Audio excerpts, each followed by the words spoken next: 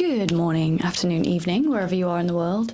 Today's actually Friday, but I'm going to post this video on Monday because I normally do a video on Monday morning and then post it, but we are going to Dubai as a team today, this weekend on Saturday, and so we're going over there to do some speaking gigs for a really great company. And so, yeah, I'm doing this ahead of time. I'll post about it all online. But today, I want to dig a little bit into psychological safety. Now, it is a very fancy word, a big long word that is a term I just don't think I ever really understood what it meant until I started researching and digging into it. And in its very simplest form, psychological safety just means your team feels safe every day to experiment, to try new things, to make mistakes, to give over their ideas, like to speak up in meetings without fear of punishment or judgment or being vilified. And now, if ever you've worked in an environment where there is no psychological safety, or on the reverse, there is a lot of psychological safety, you will know how much of a massive difference this makes. And I'm going to give you a couple of practical steps that you can take as a manager to start building psychological safety in your team. But first, I just want to explain how when I worked in a business where psychological safety didn't exist, and so mistakes were like pulled up, you were shouted at for making mistakes, or people were just disappointed in you for making mistakes. People were just checking the focus. What that does to a human is it makes us really anxious before we come into work in the morning. So it makes us anxious in the morning, anxious on a Sunday. It makes us not speak up because we are worried that we're going to get judged or we're going to fail. We don't experiment, we don't try anything new, so the company therefore doesn't innovate. And I worked in one of those companies, and it's just personally a really crappy place to be operating in. Like, as a human being, these are the kind of jobs that give us the Sunday scaries, make us feel fearful to go into work. On the flip side, when I then moved into a business where, and this was a lot down to the founder, but then down to the culture that we all perpetuated together as a group, as a management team, which was when someone made a mistake, we would literally say, and this is maybe because I'm from Yorkshire, and this is a phrase that we use in Yorkshire, which is berate, which is like, it'll be all right. But it was literally like, when someone makes a mistake, even though it can be, like I remember someone once booking the wrong flights and it cost like hundreds and hundreds of pounds and we couldn't get a return, we couldn't get it refunded. And as soon as they booked it, they were like, shit, oh my God, I've booked the wrong flights. And then they went and booked. They were like, Heather, I'm so sorry.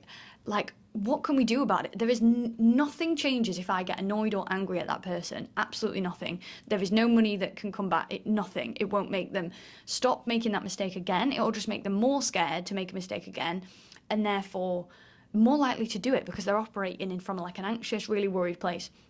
So you just kind of take it on. It may feel annoying and you may feel slightly angry within inside of you, and that's okay. But it's to not let your response dictate that and be dictated by that. And so my response is just, it'll be fine. Like, it's just money, no one's hurt. It's fine. We can make it back. And that needs to be perpetuated within leadership and management. Like Levi, Joe, me, we make mistakes all the time. And unless it is something where someone's life is literally at risk, or our customers are at risk, or something that is damaging to our customers, it's okay. Like, it's fine. We have, honestly, I'm going to do another video this week we did one on TikTok recently about all the things that we failed at this week, and I'm going to do another one because we've had some big failures. We've had some big mistakes this week. Most of them have come from me. Levi's had a couple of really funny ones. And if you don't laugh it off, do you know what I mean? What are you creating? Right. So let's get into the practical side of this. What practical ways can we actually create this within our team? If you are a manager, not necessarily a business owner, but you can do this as well if you're a business owner. It's just that I appreciate when you're a manager in a larger organization, we have less control and less freedom than I do. Like, essentially, I call the shots now in my business, and so I can build the culture from the ground up however I want to. But I know that when I was in corporate, when I was working in another business, you didn't quite have that luxury. And so let me talk about the practical things that I did when I was in those environments to create that within my team. The first one, and the big one, and this will change your life, is actually putting failure KPIs into your like metrics. So whatever metrics you're tracking, whether you're tracking the monthly, weekly, quarterly, have a metric in there that is how many experiments have we tried this month, how many failed, how many succeeded. That way, we just start to normalize failure. We start to bring failure to the surface and say, not only is it okay and safe, it's actually encouraged.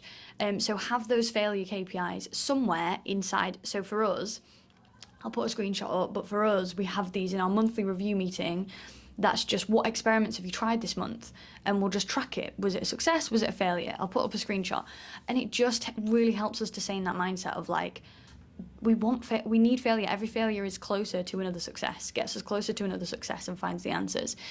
Another thing you can do is, this is more of a philosophical and like psychological one in you, but really start to master your own emotions. And emotional intelligence there's 5 steps to emotional intelligence, but the first 2 are the most important. Now, the first one is becoming aware of your emotions, like, so knowing that we feel emotions all the time. Any time of day we have emotions. We have ones that the humans have labelled bad, which they're not, but we've got anger, sadness, fear, worry, doubt, shame, and then we've got the good ones, which are happy, excited, all those. The problem is, emotions aren't good or bad, they just are.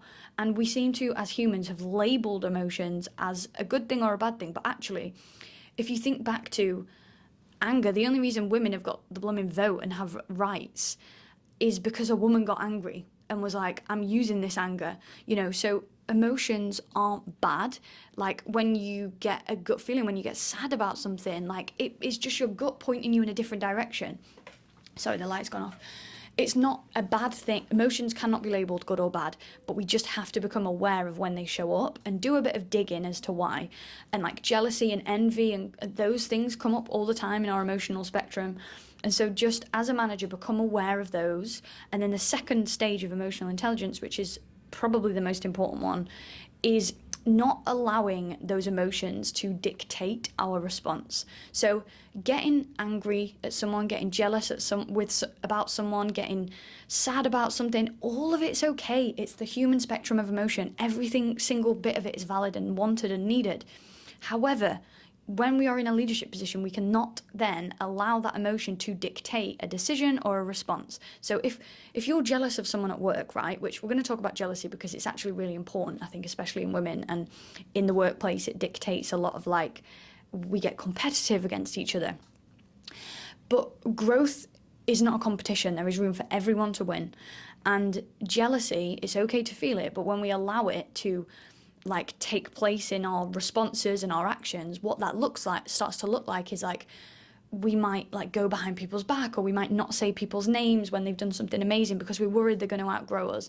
That is really bad leadership. And even if you don't realize it in the moment, because you think you're like, don't say their name in that room and then I'll keep all the spotlight on me, that actually will work against you in the long run.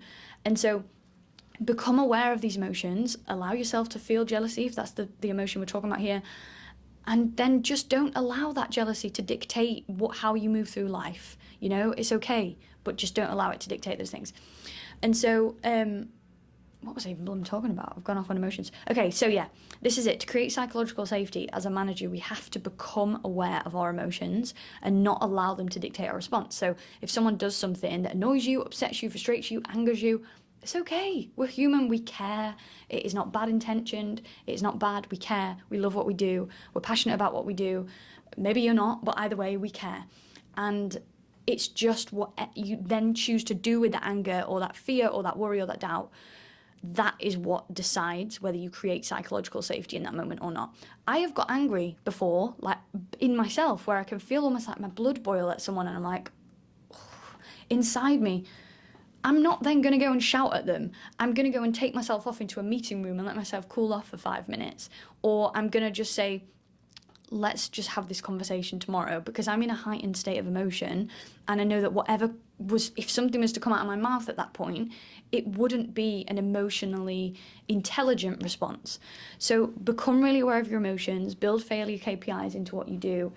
And just, that's it. The next time talk about these things with your team. So like the next time someone makes a mistake, or the reason I keep touching my hair, by the way, guys, I've had it dyed, and when I have it done, it always feels really dark for the first few weeks before it washes out, and it just feels weird to look at, even though this top half of my hair is actually my natural colour. I only dyed the bottom half to match it because there's still a bit of bleach in there from when it was blonde.